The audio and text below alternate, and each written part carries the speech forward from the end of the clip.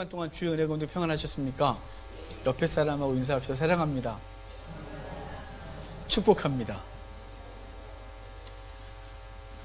네. 제목이 있습니다. 같이 읽겠습니다. 예수님의 표적. 아멘.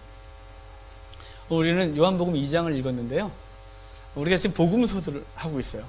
복음서를 마태, 마가, 누가, 요한 이걸 순서대로 하면 한 2년을 정도를 해도 부족하지 않을까 싶습니다. 우리가 창세기부터 쭉 진행하고 있는 가운데 복음서를 어떻게 할까 고민하다가 이제 큰 사건을 중심으로 전체를 보는 것을 하고 있어요. 지난주에는 예수님의 가르침, 산상수훈과 그 외 가르침들을 좀 봤고요.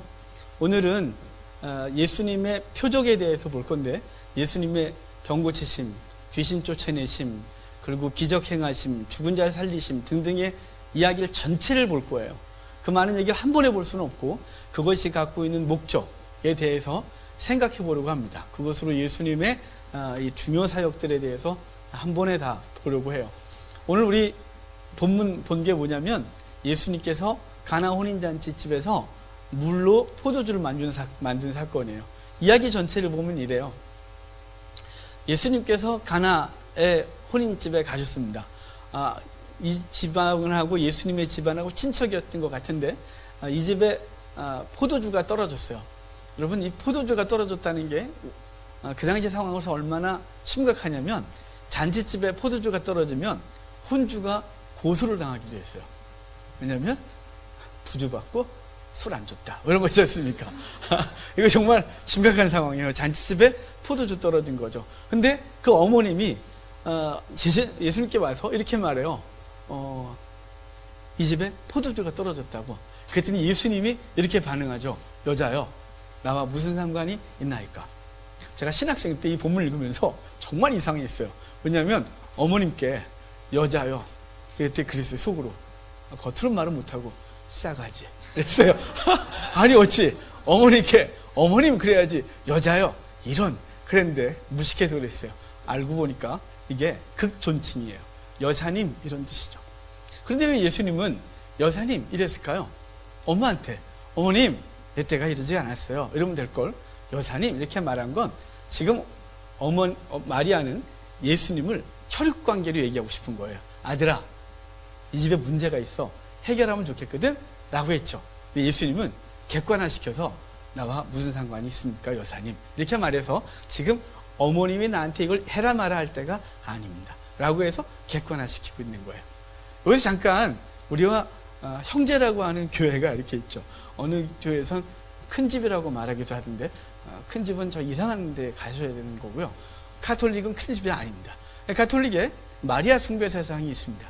마리아 숭배 사상의 주 핵심이 뭐냐면 엄마가 예수님보다 세요. 그래서 엄마가 아들한테 시키면 한다는 거죠.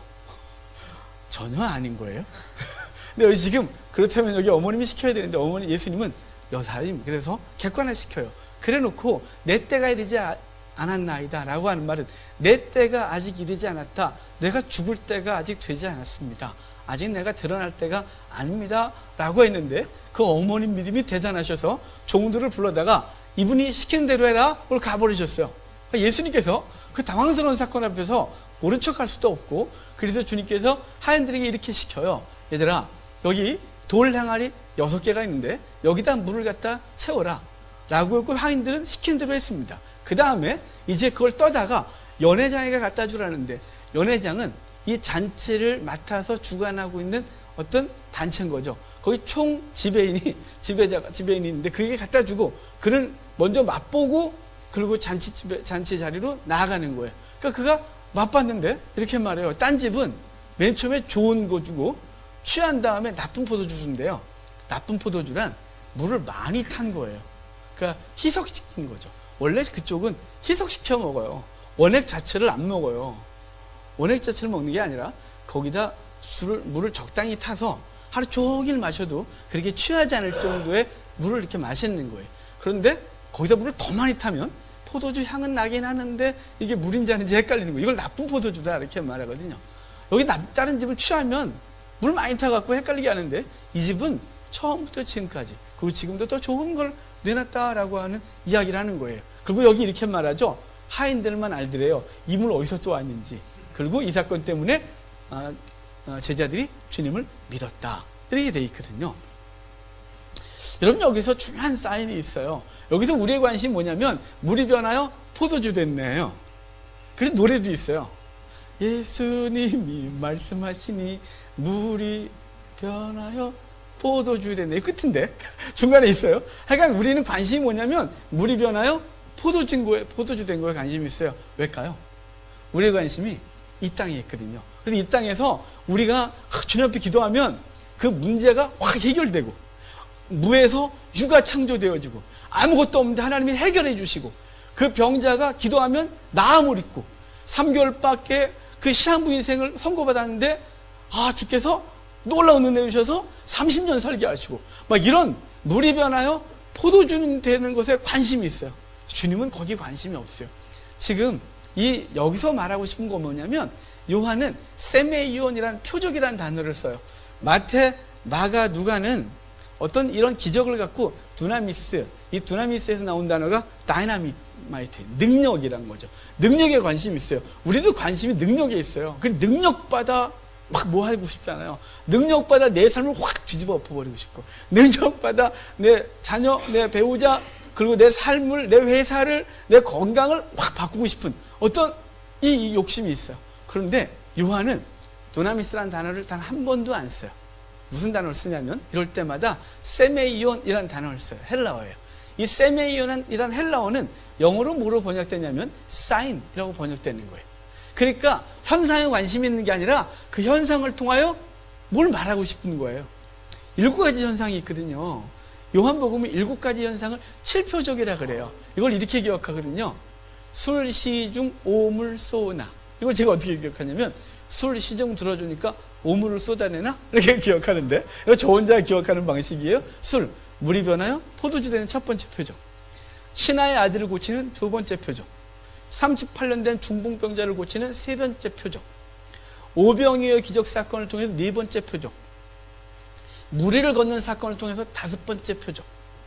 그 다음에 소경을 고치는 사건을 통해서 6번째 표적, 죽은 나사로를 살림으로 7번째 표적을 보여요. 이 7표적을 통하여 예수님이 누구신지를 말하고 싶은 거예요. 현상에 관심 있는 게 아니에요. 우리의 관심은요, 현상에 있다니까요. 주님의 관심은요, 현상을 통하여 나를 만나길 원하는 거예요. 그래서 표적의 다음 표적 얘기를 해놓고 결론이 뭐냐면 믿었더라, 믿었더라, 이렇게 말하고 있는 거예요. 오늘 가나 혼인 잔치 얘기를 마저 해야 되겠죠? 여기서 우리의 관심은 물이 변하여 포도주 되는 거예요. 근데 주님이 사인을 주신다 그랬잖아요. 사인. 어떤 사인이 있는 거예요. 거기 돌 항아리 6개가 있었대요. 근데 돌 항아리를 뭐라고 묘사하냐면 유대인의 결례를 따라 두는 돌 항아리 6이 있었다 그래요. 이 돌 항아리 6은요, 식수를 담아두는 통이 아니에요. 유대인의 집에 가면 문간에 이렇게 돌 항아리가 있는 거예요. 옛날 집에. 지금 또 아파트 가고 돌 항아리가 없는데 그러면 안 돼요. 돌 항아리가 이렇게 있는 거예요. 그건 뭐냐면 여행자들이나 바깥에 나갔다가 들어오면 집에 들어가기 전에 거기서 물을 떠서 손 닦고 발 닦고 들어가서 식사 자리에 앉는 거예요. 지금 잔치집이니까 사람들이 많이 오겠죠. 그래서 평소에는 아마 1-2개밖에 없었을 텐데 이웃집에서 빌려다 놓은 것 같아요. 그래서 6개의 돌 항아리가 있는데 그 용도는 뭐냐면 그들의 부정을 씻는 것이 용도예요. 그런데 그 6개 있었다는 거죠. 요한은 숫자적 상징성을 요한복음과 요한계시록에서 아주 많이 사용하는데 6이 갖고 있는 상징성은 뭐냐면 불완전수예요. 인간의 수예요. 그러면 왜 인간의 수냐? 요한계시록에 666을 말하면서 이래요. 지혜 있는 자는 잘 알아봐라. 666은 인간의 숫자다 그리고 말하거든요. 왜 6이 인간의 숫자일까요? 유대는 왜 6을 인간의 숫자라고 말했을까요?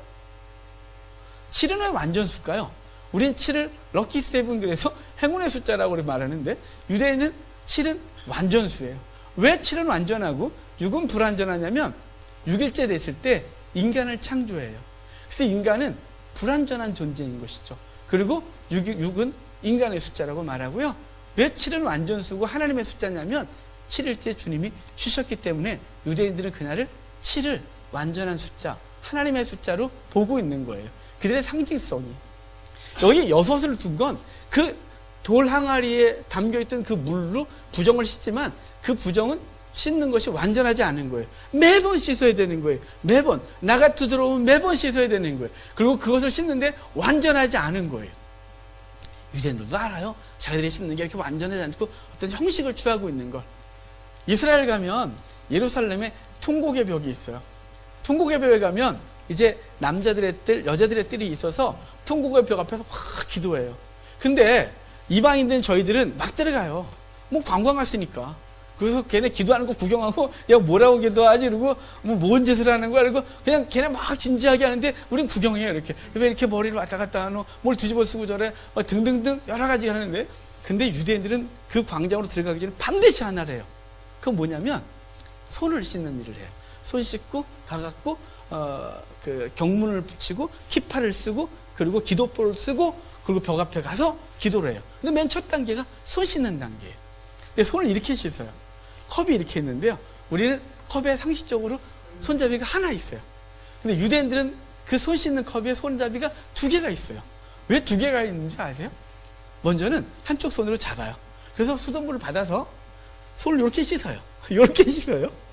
그 다음에 이거 씻었잖아요. 씻은 손 갖고 이거 잡으면 또 부정해지니까 다음 손잡이를 잡아서 물을 받아서 이렇게 씻어요. 제가 이렇게 보고 있다가 뭐 저런 것들이 다 있어. 수돗물 틀어놓고 비눗물 해갖고 박박박박박박 이렇게 씻어야지. 저 뭔 짓 하는 거야? 이렇게 하는데 지들도 알아요. 이게 얼마나 이상한 짓인지를. 그런데도 계속 그 짓을 지금까지 하고 있는 거예요. 그 물론 그들의 부정을 씻는다고 하지만 완전히 씻어지지 않는 것이에요. 죄를 질 때마다, 부정해질 때마다, 더럽혀질 때마다 씻어야 되는 그것이 도랑아리예요. 그런데 예수님은 거기 있는 물을 퍼다가 회당 잔치소에 갖다 주래요. 그리고 그것을 그들이 먹는데 요한복음 전체가 이 포도주가 상징하는 바는 뭐냐면 예수 그리스도의 피를 상징해요. 그러니까 너희가 지금 돌 항아리에서 뜬 물은 부정을 씻긴 하지만 매번 다시 씻어야 돼요. 너희가 죄질 때마다 회개를 반복해야 되고 그리고 짐승을 잡아야 되고 하지만 이제 내가 너희에게 주는 것 바로 포도주가 상징하는 그리스도의 피는 단번에 너희들의 부정을 씻을 거야 라고 하는 것으로 물이 변화의 포도주가 되는 것이 우리가 원하는 능력이 바라는 것이 아니라 주님이 말씀하시고 싶은 사인은 뭐냐면 너희들이 스스로 너희들의 죄를 해결할 수 없으나 내가 너희를 위해 장차 흘릴 피가 있는데 그것으로 너희의 죄를 완전히 씻을 것을 말씀하고 있는 첫 번째 사건이 이 물로 포도주를 만드는 사건인 거예요. 이렇게 표적들이 이렇게 있어요. 이 표적들의 결론이 뭔지 한번 볼까요? 2장 12절 보아요. 죄송해요. 11절. 우리 읽었었는데 11절 다시 볼게요. 예수께서 이 첫 표적을 갈릴리 가나에서 행하여 그의 영광을 나타내심에 제자들이 그를 믿으니라. 아멘. 자, 지금 표적의 목적이 뭐냐면 예수님을 믿게 하는 거예요. 근데 사람들은 예수님을 표적을 통해 믿기보다는 표적 자체를 기대해요. 여러분 어떠십니까? 여러분 지금 문제들이 좀 많이 있으시죠? 죽을 때까지 문제가 없는 날은 없으니까 이 문제가 해결되면 인생이 평안해지겠지라는 착각은 하지 마십시오. 우리는 육체를 갖고 있는 날 동안 죽어도 문제는 해결이 완전히 되지는 않습니다. 내 문제가 해결될 것 같으면 갑자기 부모님의 문제가 생기고 부모님 문제 해결된 것 같으면 자녀가 문제가 생기고 이제 됐다 싶으면 회사가 문제가 생기고 됐다 싶으면 이상한 일이 생기고 됐다 싶으면 내 건강 망가지고 죽을 때까지 문제는 완전히 해결되지 않습니다. 그런데 우리는 끊임없이 문제가 완전히 해결되길 바라는 것으로 두나미스를 기대하지만 주님은 두나미스가 아니라 우리에게 뭘 원한다고요? 세메이온. 이 사건을 통하여 표적 보게 하시는 거예요. 그리스도가 누군지를 알게 하고 싶은 거예요. 그래서 주님의 병고침 사건, 이런 기적을 일으킨 사건, 그 뒤에 계속 나오는 많은 사건들이 예수님을 알게 하고자 하는 것이 목적이에요. 근데 우리는 목적이 뭐라고요? 우리의 삶 가운데 능력이 발생되는 거라니까요. 그런 그들을 향하여 주님이 하시는 말씀이 있어요. 자, 4장 요한복음이에요. 4장 48절 좀 볼까요? 4장 48절 같이 읽겠습니다. 예수께서 이르시되 너희는 표적과 기사를 보지 못하면 도무지 믿지 아니하리라. 신하의 아들을 고치는 두 번째 표적 사건 이후에 그때 말씀하신 거예요. 예수님은 요한복음 4장에 이 가나 혼인잔치에서 주님의 어떤 분인지를 보이시고 그 다음이 이제 성전에 가셔서 성전을 깨끗하게 청소하세요. 그러고 나서 밤에 니고데모를 만납니다. 요한복음 3장에. 니고데모를 만나서 영생에 대해서 얘기를 하는데 뭐라고 하냐면 영생은 물과 성령으로 거듭나지 아니하면 주어지지 않는다고 말씀하시면서 광야에서 노뱀이 달려 죽은 것처럼 나도 나무에 달려 죽어야 되는데 그것을 믿으면 산다 이렇게 말해요. 나무에 달려 죽은 걸 믿으면 사는 거 뭐냐면 예수님이 우리의 죄를 짊어지고 나무에 달려 죽어요. 그러면 내 죄가 심판받았다는 것을 믿으면 영생이 있을 것이다 라고 말하는 거죠. 그래 놓고 주님은 이제 갈릴리로 올라오시는데 사장의 사마리아를 지나다가 사마리아인과 만나 어디서 예배해야 할까요? 그러니까 주님께서 말씀하시기를 예루살렘에서도 말고 그리스산 이곳에서도 저 산에서도 말고 신령과 진정으로 예배할 때고 나니 곧 이때라. 그래서 당신이 예배의 대상이며 예배를 받으시는 존재임을 분명히 말씀하고 있는 거예요. 그러고 나서 갈릴리로 올라오셨는데 그때 이제 거기 갈릴리가 예수님의 고향이거든요. 그런데 거기서 한 신하가 오더니 왕의 신하래요. 굉장히 고위직이었다고 보여지는데 이 사람이 와서 자기 아들이 죽게 됐다는 거예요. 그래서 예수님께서 그를 고쳐주러 가시면서 하시는 말씀이 오늘 본문이에요. 너희가 표적과 기사를 보지 않으면 도무지 믿지 못하는 존재들이라고 말씀하시는 거죠. 선지자가 고향에서는 환영받지 못했었잖아요. 예수님도 고향에서 환영받지 못하는 거예요. 네가 뭘 하는데? 한번 표적을 보여봐. 한번 봐봐. 라고 해서 주님이 그들에게 표적을 보여주는 건 표적 자체를 보여주고 싶은 것이 아니라 표적을 통하여 너희가 의심하고 쟤 어릴 때부터 내가 다 봤어. 쟤 기저에 가는 것도 봤어 내가. 라고 했던 그들에게 주님이 어떤 존재인지 알고 싶은 거예요. 그래서 내가 표적과 기사를 보여주지 않으면 나를 도무지 믿지 못하는 존재라고 말씀하시면서 이제 나았다라고 말씀하셔서 집에 가서 보니까 나았는데 언제 나았는지 확인해 보니까 예수님이 나았다고 한 그 시간에 나았더라 라고 말씀하셔서 예수님이 표적을 행함으로 당신이 누구인지를 알게 하는 거예요. 자, 한 군데만 더 볼까요? 6장 26절입니다. 6장 26절 같이 읽겠습니다. 예수께서 대답하여 이르시되 내가 진실로 진실로 너희에게 이르노니 너희가 나를 찾는 것은 표적을 본 까닭이 아니요 떡을 먹고 배부른 까닭이로다. 자, 이제 오병이어 사건 뒤에 벌어지는 또 표적에 대한 주님의 말씀이에요. 사람들이 오병이어 기적 사건을 보고 나니까 얼마나 놀랍겠어요. 떡 2개하고 물고기 2마리 갖고 5,000명을 먹이고 12바구니가 남았으니까 대단하지 않겠어요. 그래서 그들은 생각하기를 저분 추정하면 먹고 사는 문제 해결되는 거야. 뭘 해결되겠죠. 여러분 우리도 그러지 않나요? 옛날에 전도를 어떻게 했냐면 예수님이 다 들어주세요. 예수님한테 기도하면 다 해결돼요. 이런 식으로 그러는 거죠. 여러분 그래서 쫓아다니는 거예요. 해결하겠다고. 요즘에 산기도 가면 기도하는 사람이 없는 줄 아십니까?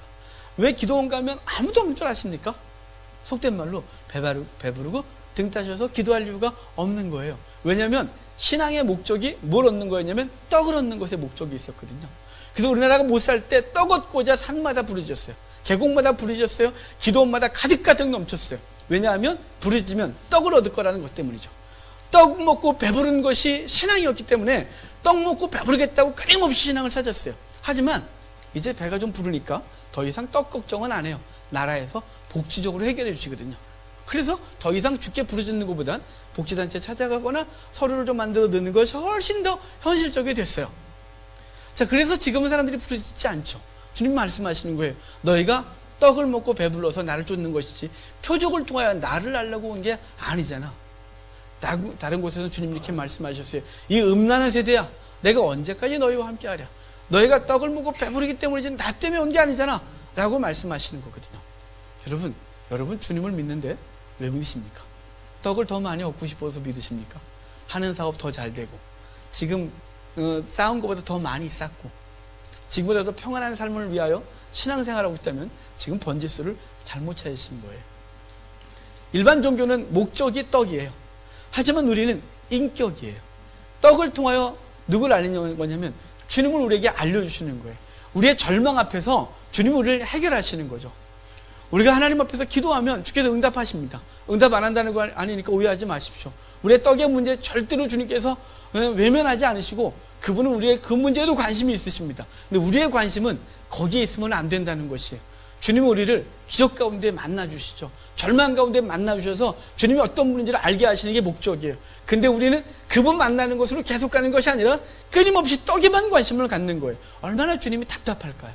주님이 주신 이유는 나를 알리신 것이 목적인데 끊임없이 그것만 달라고 하니까 주님은 인격적으로 주님이 우리를 만나주고 싶으신데, 여러분, 기적이 여러분 가운데 있기를 바랍니다. 제가 관계하고 있는 많은 목사님들과 사람들이 있거든요. 재작년에 저를 강사를 불러서 갔던 그 교회가 여자 목사님이신데, 그분이 그 죽음 앞에서 사업을 하던 여사업가였는데 암으로 사형 선고를 받았어요. 그래서 너무 절망하고 길에서 이렇게 울고 있는데 십자가가 이렇게 보이더래요. 그래서 그 지하교회였는데 들어갔대요. 그래서 교회에서 엉엉 울었대요. 얼마나 답답하겠어요. 이렇게 잘 나간다고 생각했는데 이제 그 모든 걸 다 놓고 죽어야 되니까 엉엉 울었대요. 그래도 목사님이 나오시니까 그분이 이렇게 물었대요. 어떻게 하면 신을 만나냐고. 어떻게 하면 내 병 낫냐고. 어떻게 해야 신을 만날 수 있냐고. 신을 만나면 해결될 것 같으니까요. 그래서 그분이 그랬대요. 성경 읽으세요. 그래서 그분이 그날로 돌아와서 성경 읽었대요. 성경을 한 번에 3번을 동시에 읽겠다고 소리 내서 읽고 귀로 듣고 눈으로 보겠다고, 그래서 한 번을 3번에 읽겠다고. 그분 욕심 많으시죠? 그래서 막 읽기 시작하는데 나중에는 소리가 안 나오더래요. 그래서 복대를 하고 막 읽었대요. 계속 읽었대요. 얼마나 간절했겠어요. 지금 뭐가 문제겠어요. 죽겠다는데. 그래서 막 하는데 각혈을 확 하고 피를 다 토하고 싹 났어요. 오래 사세요. 지금 아주 오래 사세요. 저보다 더 열심으로 성경을 읽어요. 오직 그분의 사역은 성경 읽는 사역이에요. 그냥 성경을 얼마나 읽었는지, 저는 이렇게 내용을 파악하고 있다 그분 성경 본문을 저한테 막 틀리지도 않고 철저 안 틀리고 막 풀길래 나보다 더 센 인간이 여기 있다 그랬어요. 아주 그분이 성경만 열심히 읽을 수 있어요. 그런 기적이 벌어지죠. 근데 그분이 계속 그런 기적을 기대할까요? 아니에요. 더 이상은 그런 기적을 기대하지 않아요. 하나님 앞에 내가 어떻게 살아야 하냐 그래서 그다음부터는 그 재물을 가지고 가난하고 소외된 사람들, 고아들을 데려다가 키우고 하나님 앞에 그 일을 감당하고 있어요. 선교지 가면 지금도 하나님의 일이 벌어져요. 왜 그럴까요? 그때 하나님을 모르기 때문에 그래요. 그래서 단기 선교 훈련을 하고서 선교 갔다가 온 보고를 가끔 들으면 어떤 분이 요르단에 갔는데 거기서 이제 연세가 드신 권사님인데 훈련 받고 이제 단기 선교 가신 거예요. 가갖고 어디 집에 방문을 했는데 이슬람 사람들도 기도해 주는 거 싫어하지 않아요. 근데 남자아이가 고환이 이렇게 퉁퉁 부어있던 거예요. 그러니까 그 부모님 그랬대요. 기도 좀 해달라고. 기도해 준다니까. 그래서 그 권사님이 그거 해버리라. 그래서 기도를 했대요. 눈 떴는데 고환이 요만해졌어요. 다 났어요. 이분이 얼마나 놀랬겠어요. 자기가 더 놀랬대요. 아니, 일이 낫네 이래갖고. 그래서 와갖고 그 다음부터 병원 안 다니고 계속 그랬는데 안 돼요. 병원 다니셔야 돼요. 왜냐면 우리는 거기서 원하신 게 뭘까요? 표적 보이심이에요. 믿지 않는 그들에게 하나님의 살아계심을 알려주셔야 됐기 때문에 증거를 보여준 거예요. 근데 여기 와서 병원도 필요 없고 다 필요 없고 기도만 해? 아니요. 하나님 절대로 그렇게 일하시는 분이 아니에요. 그분이 시험하는 거예요. 자, 지금 무슨 얘기를 하고 싶은 걸까요? 우리에게 있어서 사인이에요. 하나님 우리에게 우리의 삶 속에서 문제를 해결하십니다. 해결하시지만 그게 일상화되지 않았다는 사실이에요. 그분이 이 땅의 자연 법칙을 그대로 놔두셨어요. 그분이 만드신 법칙이에요. 그런데 종종 초월적으로 당신을 보이시기 위하여 우리에게 일을 행하시지만 일상을 초월적으로 행하지 않는다는 거예요. 매일매일 기도 안 하고 공부를 안 하고 주여 합격하게 하옵소서. 주여 서울대를 보내주소서. 주여 내 사업이 대박이 나게 하옵소서. 주여 이러면 침대에서 등을 주여 하면 대단한 게 아니라 이 말이에요. 주님은 절대로 그렇게 일하지 않으세요. 주님이 원하시는 게 뭘까요? 표적 보이심이에요. 주님이 사인 보여주시는 거란 말이에요. 그 사인의 목적이 뭐라고요? 주님이 주님 되심을 알게 하는 것이에요. 제가 오늘 제목을 이렇게 잡으려고 했어요. 표적을 원하십니까? 떡을 원하십니까? 이렇게 하고 싶었는데 좀 너무 노골적인 것 같아서 좀 부드럽게 하려고 예수님 표적 이렇게 했어요. 여러분 표적을 통하여 주님을 만나기를 원하시는 것입니까? 아니면 표적을 통하여 떡 얻기를 원하십니까? 떡 자체를 원하신다면 우리 지금 뭔가 착각하고 있는 것이 매일 갈급하실 거예요. 매일 목마를 거예요. 아무리 부르짖어도 그것은 저와 여러분들이 원하는 만큼 만족할 만큼 채워지지 않을 것이에요. 절대로 그런 일은 없습니다. 주님께서는 우리의 삶 가운데 일을 행하시고 우리 가운데 문제를 허락하셨던 그 이유는 주님을 만나기를 원하고 주님께서 우리와 인격적 교제를 하기를 원하신다는 사실을 기억하시기를 바랍니다. 여러분 이제 주님으로부터 뭘 얻는 것에 관심을 좀 내려놓으시고 주님과 함께 여행도 하시고 주님과 함께 교제도 좀 하시고 주님과 함께 하루를 좀 살아보셨으면 어떻겠습니까? 아침에 눈을 뜨면 주님 편히 주무셨습니까? 오늘 저 이러이러한 일을 할 건데 주님 저를 좀 도우시죠. 주님 내가 그렇게 할 건데 그 결정이 옳은가요? 주님 저한테 감동 좀 주십시오.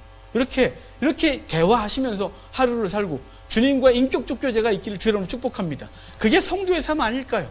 우린 여전히 성도이면서도 세상에 집착하고 있고 세상 것에 목말라서 매일매일 힘들어하는 우리의 모습을 보면 주님이 얼마나 답답할까요? 그분이 우리와 인격적 교제를 원하시는데 인격적 교제를 안 하고 오직 주님께 다가온 목적은 떡을 얻고자 함이라면 주님께서 떡을 많이 주시면 주님을 알까요? 절대로 그러지 않겠죠. 여러분, 주님께서 표적 보이심은 목적이 당신을 알리심이고 당신을 알리시는 목적은 우리와 동행하는 거예요. 우리와 거닐고 싶은 거예요. 주님 하나님께서 최초의 인간을 만드시고 에덴에서 거닐었던 것처럼 주님께서 우리를 회복하시고 나서 그분은 우리와 함께 손잡고 걷고 싶은 거예요. 함께 울고 싶은 거예요. 함께 웃고 싶은 것이고 함께 소통하고 싶은 거예요. 저와 여러분이 그렇게 살아가자 주 여러분으로